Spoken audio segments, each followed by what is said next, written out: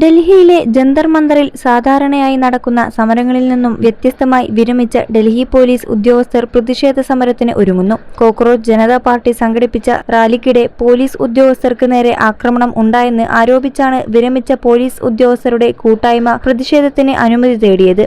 July 20-ന് CJP നടത്തിയ parliament മാർച്ചിനിടെ സാമൂഹിക വിരുദ്ധർ കടന്നുകൂടുകയും police ഉദ്യോഗസ്ഥരെ ആക്രമിക്കുകയും ചെയ്തതായി ഡൽഹി പോലീസ് ആരോപിച്ചിരുന്നു.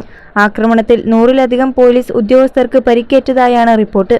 ജനക്കൂട്ടത്തെ നിയന്ത്രിക്കാൻ പോലീസ് ലാത്തിചാർജും കണ്ണീർവാതകവും പ്രയോഗിച്ചിരുന്നു. സുരക്ഷാ ജീവനക്കാരുടെ ഭാഗത്തുനിന്നും അതിക്രമങ്ങൾ ഉണ്ടായെന്ന് പ്രതിഷേധക്കാർ ആരോപിച്ചപ്പോൾ സാമൂഹിക വിരുദ്ധർ തങ്ങളെ ആക്രമിക്കുകയായിരുന്നുവെന്നാണ് പോലീസ് വ്യക്തമാക്കിയത്.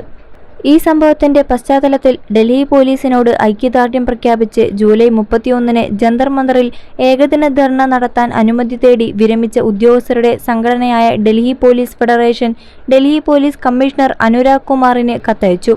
ജൂലൈ 20-ന് ജന്തർ മന്ദറിലും പരിസരത്തും സേവനം നിർവഹിക്കുന്നതിനിടെ ധാരാളം പോലീസിനും പാരാമിലിറ്ററി ഉദ്യോഗസ്ഥർക്കും പരിക്കേറ്റതായി കത്തിൽ ചൂണ്ടിക്കാണിക്കുന്നു.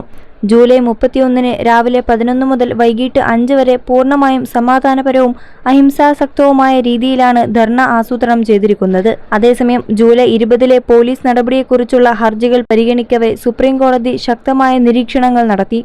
പ്രക്ഷോഭ സമയങ്ങളിൽ പോലീസിന് പുതിയ പ്രോട്ടോകോൾ ആവശ്യമാണെന്ന് ചീഫ് ജസ്റ്റിസ് സൂര്യകാന്ത് അധ്യക്ഷനായ ബെഞ്ച് നിരീക്ഷിച്ചു.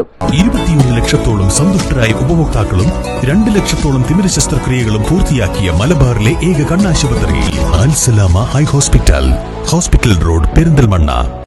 നീറ്റ് പരീക്ഷാ ചോർച്ചയ്ക്കെതിരെ വിദ്യാർത്ഥികൾ നടത്തിയ പ്രക്ഷോഭത്തിൽ പോലീസ് മുൻ നിയമങ്ങൾ പാലിച്ചില്ലെന്ന് കോടതി ചൂണ്ടിക്കാട്ടി. സംഭവത്തിൽ തികച്ചും സ്വതന്ത്രമായ അന്വേഷണം വേണമെന്നും നിയമം കയ്യിലെടുക്കുകയും അതിക്രമങ്ങൾ കാണിക്കുകയും ചെയ്തവർക്കെതിരെ നടപടി സ്വീകരിക്കണമെന്നും ചീഫ് ജസ്റ്റിസ് വ്യക്തമാക്കി.